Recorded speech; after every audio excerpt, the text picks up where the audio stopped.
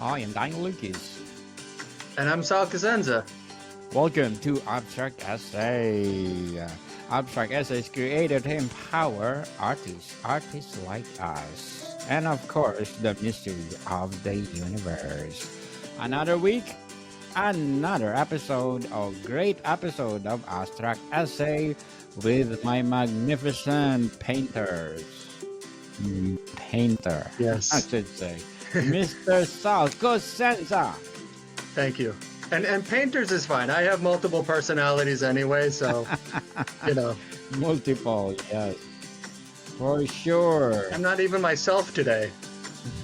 So who are you today? My name is Arnold. I don't know. Arnold Schwarzenegger. Ooh. Yeah, minus the anyway. The bald one. How are you, Daniel? I'm fabulous like you, Mr. Sal, and well, another week, another painting of yours we're gonna scrutinize. Yes, another few of them actually. So this is Few of them. the start of a sort of series within a series. And again, give me the hook and pull me away from the screen whenever you need to. But I Yes. was thinking of revisiting my largest series in terms of amount of paintings. I've got 57 in this particular series, and it's Yes. called Domestic New York. And today I'll sort of get into some of the backstory behind it. Should I share screen? Definitely, Okay, please. so I'll get into the backstory and then we'll sort of go through each one in order from the beginning and then sort of analyze them.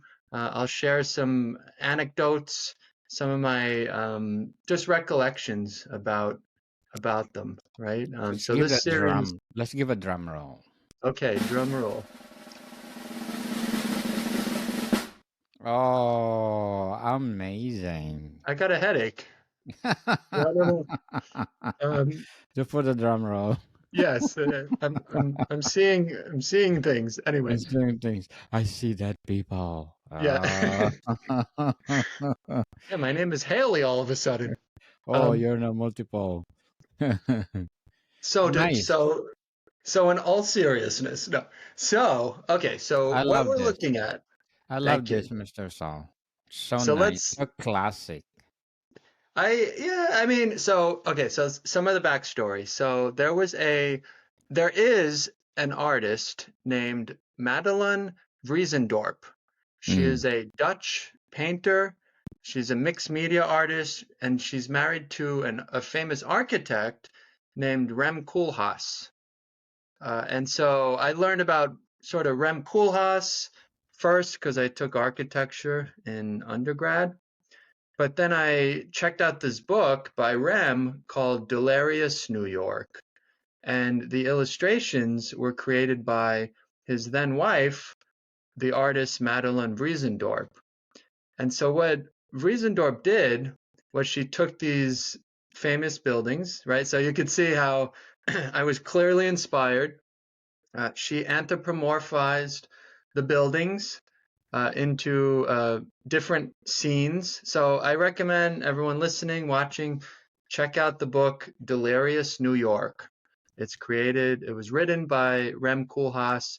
It's a fascinating sort of volume about architecture, sort of strange proposals that happened to New York throughout the decades and actually centuries.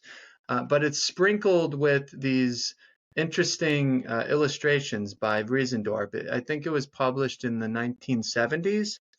So Madeline Vriesendorp, she doesn't really do this kind of stuff anymore, right? I'd seen some of her most recent work. It's more like installation pieces. But that was enough for me to sort of, it planted the seed in my mind. So in 2006, I had sort of I was starting to show my work at a regular basis in Art One Gallery in Scottsdale, Arizona, and I'm happy to say recently that I just passed my 20-year mark at Art One. So I've been represented by Art One for 20 years, which is I never expected that. So that's really cool. So what do I do? Oh, Congratulations, please, Mr. Sal. I Wow. Congratulations yes, for another milestone. a milestone. My acceptance speech should be about 15 minutes Later. long. Later. No. But so, I'm thinking to myself in 2006, I started grad school, no, grad school. I started undergrad at Yes. ASU, taking architecture, and I wanted to still paint alongside my education. And I needed a series, right? I'm thinking to myself, okay, I'm in Art One. I gotta sort of establish myself with some sort of a series. And these paintings by Vriesendorp stuck in my mind. By then, 2006, I'm totally just infatuated by New York City, right? And so what I did in the beginning, I sort of borrowed her characters, right? So here's the very first painting in the whole series. It's called Empire State Checks Out. By the way, each piece has the main title, Domestic New York, and it could be abbreviated to DNY. But I'm thinking Domestic New York is a good title because it speaks to the sort of everyday. It's almost like a sitcom. I saw this series as sort of a sitcom where the characters are in each painting engaged in some sort of silly activity, right? Eventually, as the series progressed, some of the themes got more serious, but never as serious in tone as my other New York series, the Manhattan series, which we talked about, I think in episode 1 of of um, of this year. But anyway, Yes. so what I'll do today is go through the 2006 and 2007 installments, and I'll sort of, you know, go through each and quickly share some thoughts. So this was the first one. Empire State Checks Out. We have Empire State Building on the couch here, sort of sitting, lounging. There's a spilled bowl of Cheetos on the floor. It's a dingy little apartment. You can see the cracks on the wall. There's a little painting of Manhattan or New York on the wall itself. But this is Empire State Building kind of before he meets the love of his life, right? And Mm. so I sort of start this entire series it really becomes about Empire and Chrysler and their romantic on and off again relationship. And then there was a lot of supporting characters along the way. But this sort of kicks it off. You could tell this is an early series because this photo is slightly blurry. And to this day, I never had a sharp image of it. I never took a sharp image. So if someone out there has this painting, so thank God, this series did well. The paintings were selling very well in the beginning, which is great. It sort of helped. It helped, establish me, I would say, as a painter at Art One. So whoever owns this, if you're out there listening, please send me a high res image of this painting. I'll love you for life. I'll dedicate a plaque to you in my studio, whatever it takes. But anyway, so here's the first one. It was made on acrylic on canvas board, so not a full-fledged canvas that's stretched. It's more of like a piece of chipboard that has canvas on it. So these are very skinny pieces, right? And it's a small painting. It's only 10-inch by 14-inch. Um, Mm. and I think actually everything we're seeing today is the same dimension, 10 by 14 on canvas board. So then my follow-up, 2006, was, what's Chrysler Building's life before she meets Empire State Building? And Chrysler has a slightly different backstory to her, right? Chrysler is more of um, uh, a glamour, sort of like a starlet, right? Katharine Hepburn. So I surround her apartment in much more posh with much more posh appliances, features, elements. You've got the Vogue poster on the left, right? Sort of with this Great Gatsby-like face on it. You have this very posh rug that looks quasi-comfortable. You have that interesting sort of almost Art Nouveau style chair. You have the glass of wine. You have the burnt out cigarette on the glass table. And then, of course, she's smoking a cigarette like some sort of Corella de Vil, right, with the handle and the cigarettes on the end. And then there's some sort of a gentleman walking through the door to imply that, she's open for business, whatever that means, right? Yes. And the title, for any fan of the movie The Graduate, right? The title Mm. is Domestic New York, Mrs. Chrysler, You're Trying to Seduce Me. Oh Um, wow. and by the way, the titles of these, I always agonize over my painting titles, but with this series, the title really needed to match the flavor and the vibe of the painting, right? So the first one is Empire State Checks Out, which is a nice sort of pun, right? Like a hotel, but Empire's falling asleep. In this one, Chrysler is seducing somebody. And then the third one in the whole series is this one, which uses the Rockefeller Center GE building, right? And so originally, this one's called Domestic New York Pool Time with GE Building 2007 acrylic on canvas. Oh, sorry. Oops. I got to fix this on my website. 2006 Yes. acrylic on canvas board. This one is very carefree, lighthearted, right?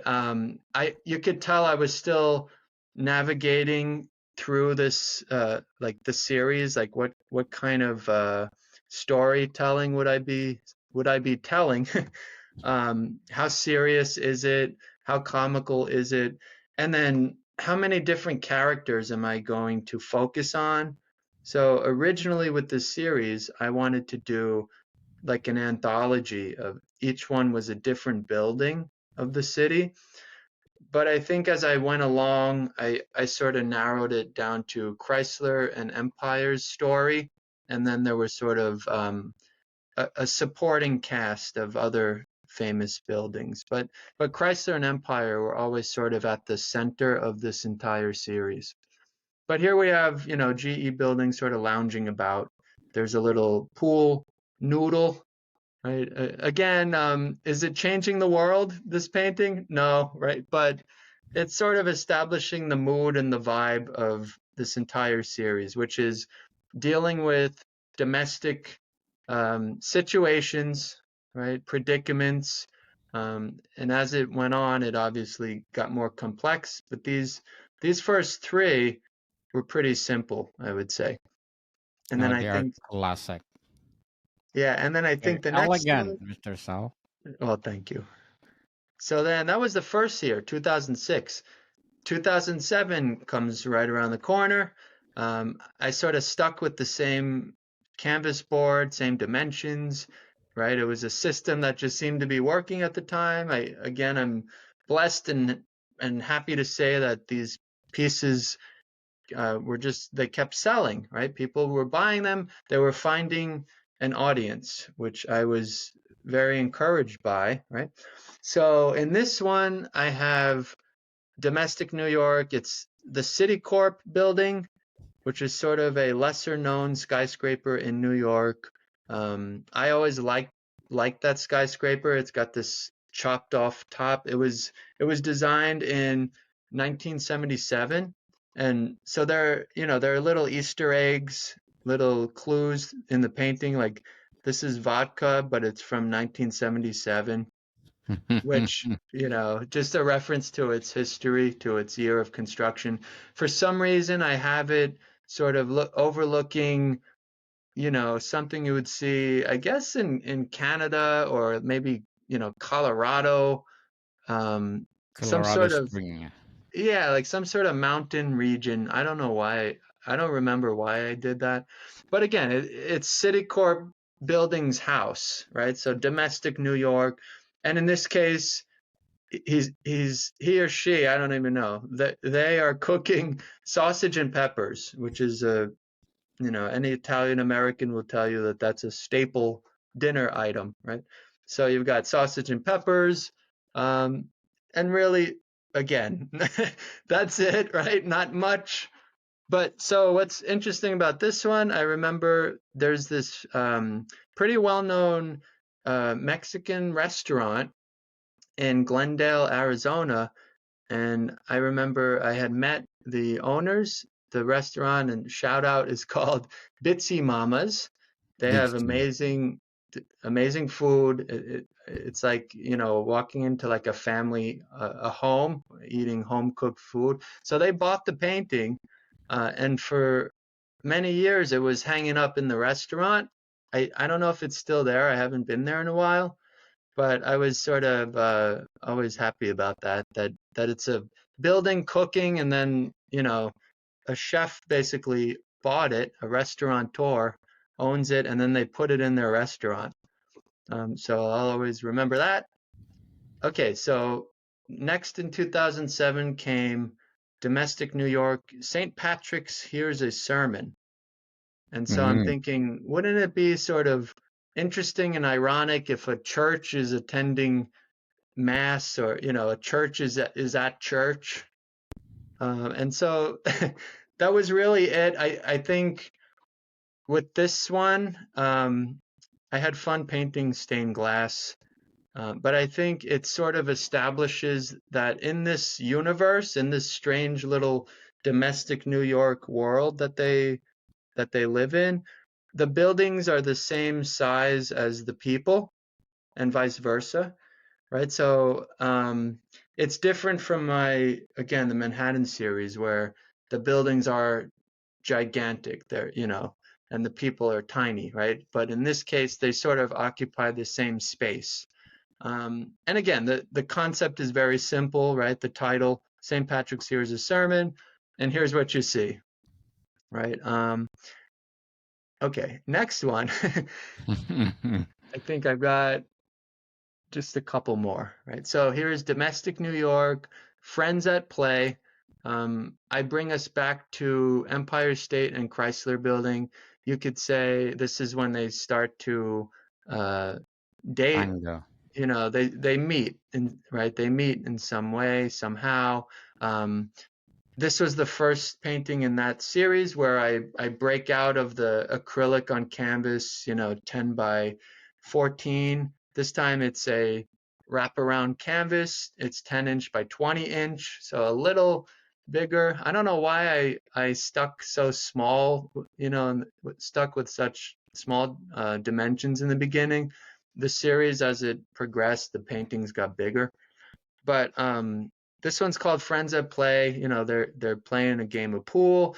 So what I remember from this is I modeled this light that you see off of a light that hangs in my parents' house, and they bought that light in New York City in like the 70s. And so I think my dad, he had told the person who made the light to glue two different lamps together, because originally it was just like a half one. So whoever did it in the 70s, they glued these together, and glue is the wrong word. They attached them. But I always loved this stained glass fixture, and so I wanted to memorialize it in one of my paintings. Right. So this is where I start to inject things that I knew growing up. Again, some more little Easter eggs, if you will. Right. So there's Friends at Play 2007. Okay, this is when I start to bump the scale up. This one next is called Domestic New York. Let's Broaden Our Minds, it's called. That title, Let's Broaden Our Minds, is taken from the Joker says it. He says it in Batman 1989 movie. He goes, "Let's broaden our minds," and they're in an art gallery. And so I just, again, like nothing was nothing was forbidden for me with this series. I borrowed a lot. You know, did I steal? No, I borrowed. Right, I borrowed from. I don't know. We'll let the justice system decide. No, You but ask permission to it. yes, yeah, Yes. creative license, right? Yes. Artistic license. Um, so what I did here, it becomes very sort of self-aware. Um, this is one of the paintings where I start to insert other paintings that I've done up to that point in the painting itself, right? So it's a painting of paintings, and those paintings are all paintings that I created, if that makes any sense, right? Makes Um, sense. and so two of those paintings are self-portraits. Both of them have to do with New York elements in some way. So I basically put three paintings, four of them, in a gallery at once, right, on display at once. And so here you have Empire State, Chrysler Building, just sort of looking at one of these other paintings I did. The painting that they're looking at is based off of a Salvador Dali uh, Mm-hmm. painting originally called The Sleep. And so I think in 2003, a couple years before this one, I made sort of my own version of this in high school. And it was a self-portrait with Chrysler Building related elements, but it was inspired by Dali's Sleep painting.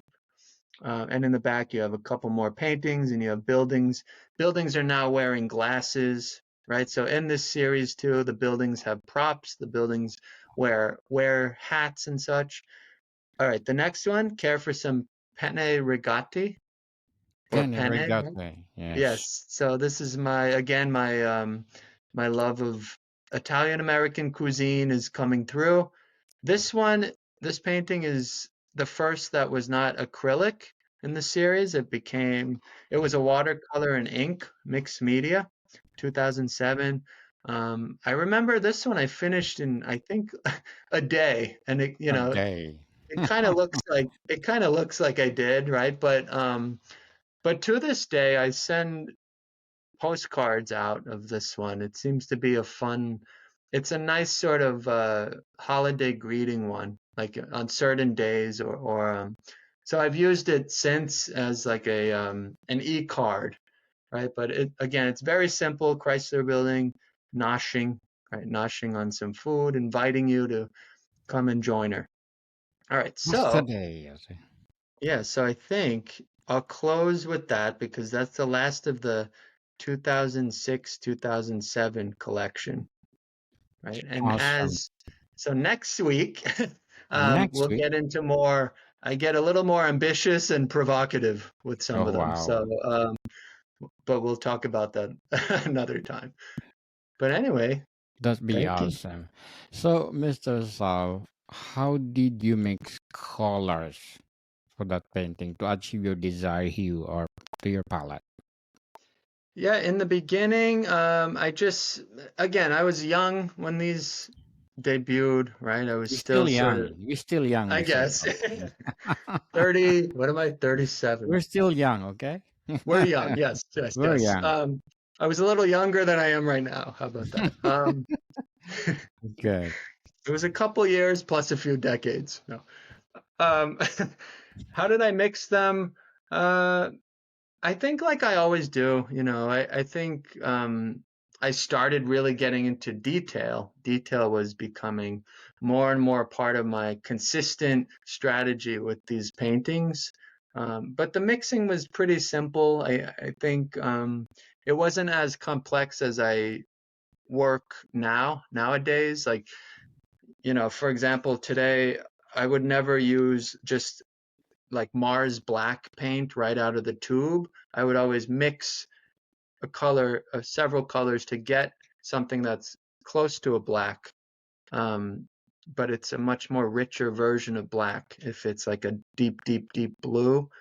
But in this series, in the beginning, I just sort of went with it, and they are kind of cartoonish, right? They have a level of stylism that is more uh, carefree, I think. So how do you handle mistakes or unwanted outcomes in your oil paintings? Well, I drink heavily and I curse a lot. Oh, no, no. That's a mistake. That's a mistake. Cancel that one. Edit that out. No. Well, I actually do curse sometimes when Sure. I make a mistake. I get Most upset. of I them. walk away. I give it, I clear my head. I go back the day after and fix it. Right. Um, so yeah, how do I what do I do when I make a mistake? I mean, the good thing about acrylic paint, it dries super fast and you could just cover it. You could paint Mm. right over it, and as long as it's not a texture, like too much of a deep painting, like in terms of texture, you could probably fix the problem and no one will ever know. To all the series that you presented today, which one of your favorite? Hmm. That's a hard one. Because Your the baby. classic, yeah, the cliched answer, but it's true, is each one is kind of like one of my kids, which sounds also very creepy, but it's it's kind of like that's part of who we are, right? When we Mm-mm. produce something on a surface, it's an extension of who we are, our thoughts, our ideas. I think that the ones we saw today, though, if I was to really get into it, I would say the second one, the Mrs. Chrysler, you're trying to seduce me, Oh be, yes. because the backdrop, that striking red background is such, Impact. evokes passion, and it's strong. It's a very passionate painting, suggestive, seductive, and I came back to that theme a lot going forward in that series. So I think that one sort of sticks to my mind when I think of the early years of this series. And this series went a long time. It went from 2006 to 2019, and so I was able to. I did not expect it to go to 57 installments. I was just There's a lot. in the beginning. I'm like, I need a series, and I want to give it some longevity. But who knew I would, keep going back to it. Definitely. For me, my favorite is number one. Really? Classic. Classic. Thank you. This is why, again, if you're listening, please, whoever owns the piece, Yes. send us a high res image. Say hi to us. Yeah, I'm gonna. I must get I have no photo of it. I looked in all of my digital archives. I can't find a sharp image of it, but it's close enough. But thank you. But you can redo it, right? Yeah, I guess. And it's not original anymore. You can do it, modify it for more better perspective in life, I right? could. Yeah, knowing what I know now about everything. Yeah, Mm, those first few were very simple and right to the point, right? Each one that we saw today was sort of the series gets more complex, but those were very sort of one issue, one topic, one scenario, and usually one character or two. Before we go, Mr. Sal, Player FM, thank you so much for being number one best abstract podcast, and of course, Fitchpot for being number three. Thank you so Nice. much. Hey, we Yes. did it. We did it. We did it. Thank Okay. thank you. And I'm inviting you to please do listen to my other podcast, Book 101 Review, and its fifth season two, and my feature author of the month of January, Mr. Hurry Turtle Dove, award winning and best selling author. And of course, my feature author of the month of February, because it's already February, award winning and best selling author too. So please tune in. Book 101 review. So, Mr. Sal, would you like to promote something? I would just again promote that everyone challenge Manhattan themselves. Rising. Oh, okay, yes. Yeah, my book, Manhattan and the Rising War, is out. It's still thankfully, it's on the bestseller charts. It's not number one. We could get it to number one, but Yes. but it's still on the list. So I'm Yes, still very in the list. I'm grateful for that. It came out in June of last year, and it hasn't been removed from that list. So I'm very grateful. But I encourage everyone to go out and create something, buy a canvas, buy an instrument, get some cutting boards and cutlery, and just make something, Create something.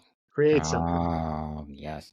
And again, I'm creating another podcast called the Mental Health 101 this coming February 3, the first episode. So please listen to it. And Mr. Sal will be contribute about, well, our topic, mental health awareness. Nice. Yes. Support that. That's an important topic.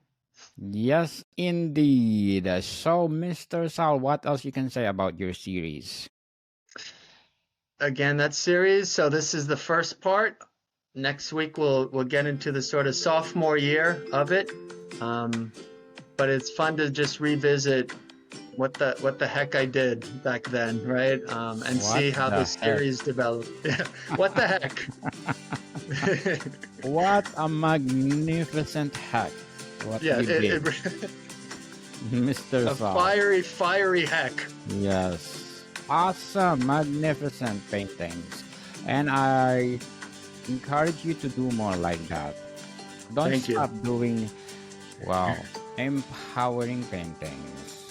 I said last episode, you have a DNA of Mr. Leonardo da Vinci.